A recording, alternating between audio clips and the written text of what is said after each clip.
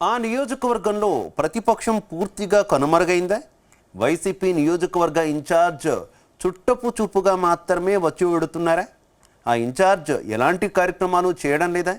పూర్తిగా ఆ నియోజకవర్గ ఎమ్మెల్యే పట్టు సాధించారా? అయితే ఆ ఎమ్మెల్యేకి స్వపక్షమే విపక్షంగా మారుతుందా? ఇంతకీ ఆ నియోజకవర్గం ఎక్కడ? ప్రతిపక్ష ఇన్ఛార్జ్ ఎవరు? స్వపక్షంలో విపక్షంగా మారిన నాయకుడు ఎవరు?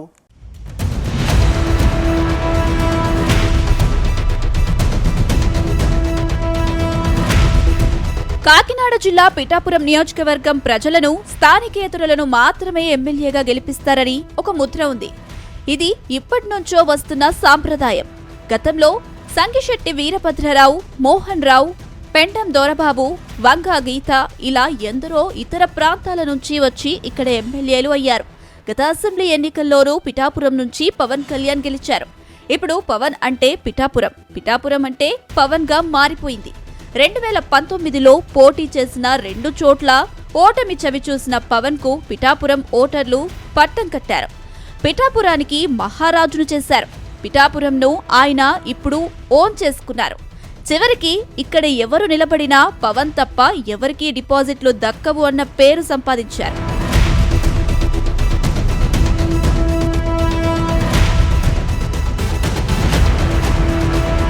ఇక పవన్ కళ్యాణ్ పై పోటీ చేసిన వంగా గీత ప్రస్తుతం పిఠాపురం వైసీపీ ఇన్ఛార్జ్ గా కొనసాగుతున్నారు. అయితే ఆమె పూర్తిగా పట్టుకోల్పోయారు. పెద్దగా క్యాడర్ లేదు. ఉన్న కొద్ది మంది సైలెంట్ అయిపోయారు. 2019 నుంచి 2024 మధ్య వారు వేసిన వ్యాపారాలు, దంతాలు వెలుగులోకి వస్తాయన్న భయంతో గప్చుపయ్యారన్న టాక్ వినిపిస్తుంది. ప్రస్తుతం కొద్ది మంది మాత్రమే వంగగీత వెంట ఉన్నారు. ఆమె ఎన్నికల్లో చెప్పినట్టుగా ఇక్కడ నివాసం ఉండడం లేదు. అప్పుడప్పుడు వచ్చి చూసి వెళ్తున్నారు. వచ్చినప్పుడల్లా నలుగురితో మాట్లాడి వెళ్లిపోతున్నారు. పార్టీ పిలుపునిచ్చిన చంద్రబాబు షూరిటీ మోసం గ్యారెంటీ అనే పథకం ఇంతవరకు ఇక్కడ ప్రారంభం కాలేదు. అంటే కార్యకర్తల నుంచి స్పందన రాలేదని చెబుతున్నారు.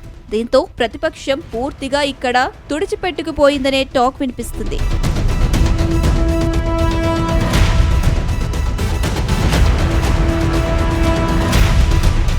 ఇదిలా ఉంటే డిప్యూటీ సీఎం పవన్ కళ్యాణ్ ఈ 13 నెలల కాలంలో 13 సార్లు కూడా నియోజకవర్గానికి రాలేదు. కానీ ప్రతి ఒక్కరి హృదయంలో ఆయన నిలిచిపోయారు. ప్రతి సమస్య పరిష్కరించే ప్రయత్నం చేస్తున్నారు. ఆయన ఇక్కడికి రాకున్నా ఇక్కడ జరుగుతున్న ప్రతి విషయం తెలుసుకుంటున్నారు. వెంటనే స్పందించి అధికారులతో మాట్లాడుతున్నారు. అభివృద్ధి, సంక్షేమం 2 కళ్లుగా పరిగణించి పనిచేస్తున్నారు. రాష్ట్రంలో కుప్పం తర్వాత పిఠాపురం మాత్రమే ఎక్కువ నిధులు తెచ్చుకున్న నియోజకవర్గాలుగా మిగిలాయి. ఆ స్థానంలో పవన్ పని చేసుకుంటూ వెళ్తున్నారు. ఎవరికైనా అత్యవసరమైనప్పుడు వారిని మంగళగిరి కార్యాలయానికి పిలిపించుకొని మాట్లాడుతున్నారు. అదేవిధంగా తనకొచ్చే జీతాన్ని 45 మంది అనాథలకు ప్రతి నెల ఇస్తున్నారు. వినూత్న కార్యక్రమాలు చేపడుతున్నారు. కేవలం కొద్ది మందిలో మాత్రమే తాము తమ ఎమ్మెల్యేను చూడలేకపోతున్నాము, ఆయనతో ఫోటో దిగలేకపోతున్నాము అన్న బాధ ఉంది.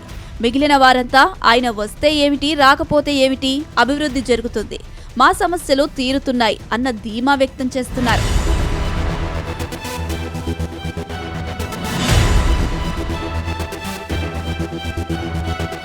గతంలో ఎన్నికల సమయంలో పవన్ అనేక హామీలు ఇచ్చారు. అక్కడ విద్య, వైద్య రంగాలకు పెద్దపీట వేస్తున్నారు.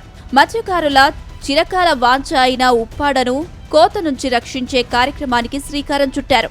కేంద్ర ప్రభుత్వ సహకారంతో 352 కోట్లు విడుదల చేయించారు. అటు కలెక్టర్ను పిలిపించి ఢిల్లీ పెద్దలు మాట్లాడారు. ప్రణాళిక సిద్ధం చేశారు. అలాగే ఇక్కడ మంచినీటి సమస్య తీర్చారు. డిసెంబర్ నాటికి టిట్కో ఇల్లు అందజేసేందుకు ఏర్పాట్లు చేశారు. దీంతో పవన్ కళ్యాణ్ దృష్టికి వెళితే సమస్యలు వెంటనే పరిష్కారం అవుతాయి అన్న పేరు సంపాదించారు. అలాగే పోలీస్, రెవెన్యూ, ఇతర శాఖల్లో ఉన్న అవినీతిని బహిరంగంగానే ఆయన కడిగేస్తున్నారు. లేదంటే వేటు తప్పదని హెచ్చరికలు జారీ చేశారు. చాలా మందిపై వేటు వేశారు. దీంతో జిల్లాలోని ఇతర అధికారుల కంటే పిఠాపురం అధికారులు చిత్తశుద్ధితో పనిచేస్తున్నారు అన్న పేరు కూడా సంపాదించారు. ప్రతిపక్షం లేదు, ఆయనే మహారాజులా ఎదిగిపోయారు. పిఠాపురం అనగానే పవన్ కళ్యాణ్ అడ్డా అంటూ దేశవ్యాప్తంగా పేరు మార్మోగిపోతుంది. ఆధ్యాత్మిక టూరిజంకి పెద్దపీట వేశారు. పాదగయ క్షేత్రానికి ప్రసాద్ స్కీమ్లో దాదాపు 50 కోట్ల రూపాయల నిధులు పెట్టారు. తాను దత్తపుత్రుడు అని చెప్పుకునే శ్రీపాద శ్రీ వల్లభ సంస్థానం అభివృద్ధిపైన దృష్టి పెట్టారు. దీంతో పవన్ కళ్యాణ్ పిఠాపురం కోటలో పాగా వేశారు.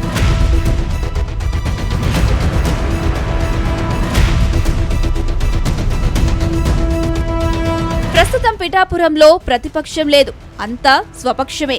అయితే ఇక్కడే చిన్న తిరకాసు ఉంది.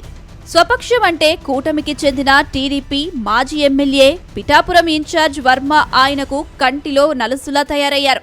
రోజుకో సమస్యను వెలికితీస్తున్నారు. కలెక్టర్కు ఫిర్యాదు చేస్తున్నారు. మీడియా సమావేశంలో ఈ సమస్యల గురించి ప్రస్తావిస్తున్నారు. పిఠాపురంలో సమస్యలు ఉన్నాయి, పరిష్కారం కాలేదు అని చెప్పే ప్రయత్నంలో వర్మ బిజీగా ఉన్నారు. ఆయనను పట్టించుకోకపోవడం, పదవి ఇవ్వకపోవడం, పవన్ కళ్యాణ్ ఎమ్మెల్సీ నాగబాబు పర్యటన వివరాలు తెలియజేయకపోవడంతో నారాజయ్యారు. దీంతో విపక్షంగా వర్మ వ్యవహరిస్తున్నారు. ఆయన వ్యవహార శైలి పవన్ కు కంటిలో నలుసులా తయారైందని రెండు పార్టీల నాయకులు అంగీకరిస్తున్నారు. ఇక బీజేపీకి సంబంధించి ఒకే ఒక నాయకుడు ఉన్నారు. ఆయన అప్పుడప్పుడు వచ్చి వెళ్తారు. వారితో ఎలాంటి ఇబ్బంది లేదు. ప్రతిపక్షం లేదు అనుకున్న సమయంలో మాజీ ఎమ్మెల్యే వర్మ ఇబ్బంది పెట్టే విధంగా చేస్తున్న వ్యవహార శైలి మాత్రం ఒకంత పవన్లో అసహనాన్ని, ఆగ్రహాన్ని తెప్పిస్తుందట. అందుకే వైసీపీలో 2 సార్లు పిఠాపురం ఎమ్మెల్యేగా పనిచేసి వర్మకు చిరకాల ప్రత్యర్థి అయిన దొరబాబుతో చెక్ పెట్టించారన్న ప్రచారం ఉంది.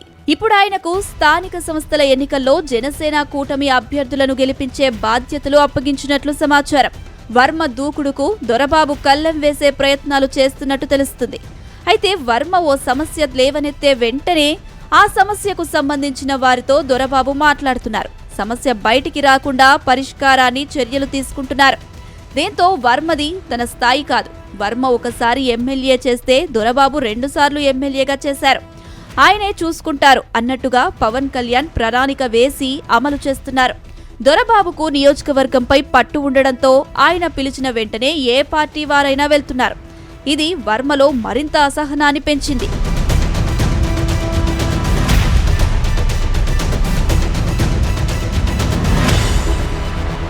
మొత్తంగా డిప్యూటీ సీఎం పవన్ కళ్యాణ్ బిజీగా ఉండడంతో పిఠాపురం రావడం లేదు.